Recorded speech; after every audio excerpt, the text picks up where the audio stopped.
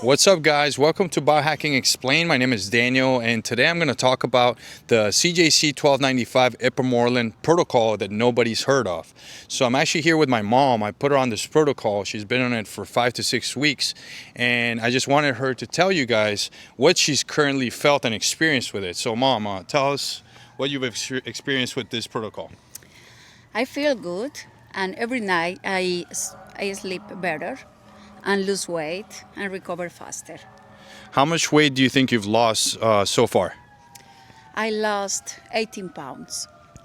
So just to give you a quick background on her whole experience with this, my mom was diagnosed as a pre-diabetic. I've been doing this process with her for 4 months now, and when I first started with her, I put her on GLPs. Then we gave her a break, and she took the test again after the GLPs, and it turns out she's not pre-diabetic anymore. Her lipid profile is really good. She's very healthy. So now we're doing this CJC Ipamorelin protocol, and she's just been losing a lot of weight. She's looking a lot younger. Her skin is a lot better.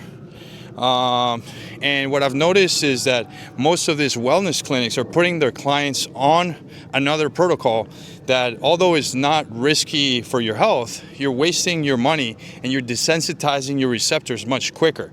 So most of these wellness clinics are putting you in 400 to 600 micrograms, sometimes even 1,000 micrograms before going to sleep. And you're just wasting a bunch of money. You're running out of the vials quicker. You're also desensitizing your receptors much quicker. So if you don't want to do this, the best way to do your protocol is to actually do 150 micrograms of each peptide. So that would be 300 micrograms. Do it right before you're about to go to sleep, and make sure that you do it fasted. And your pituitary, it secretes GH every 3 to 5 hours.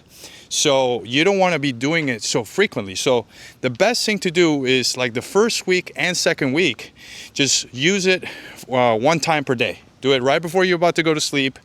Then you let all the natural GH pulses that go throughout the day, just let them do their thing, because your body is optimized for these pulses naturally.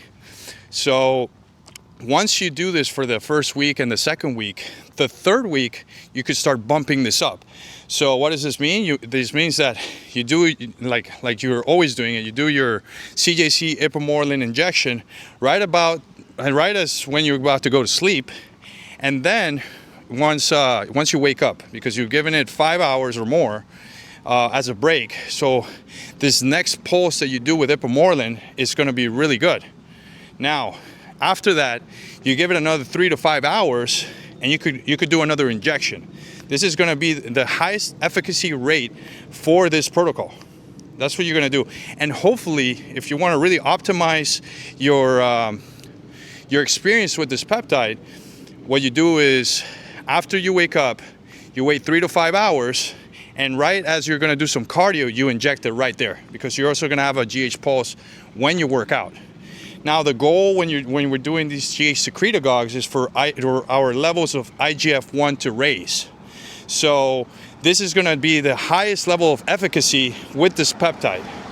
Now, how does this correlate, say, with something like tesamorelin or actually exogenous GH?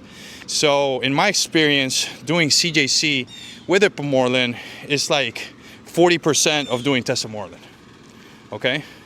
And if you want to get maybe to 50% or 55% efficacy rate, you got to do it with the way that I'm telling you. And you got to do this about 8 weeks max, run it for 12 weeks.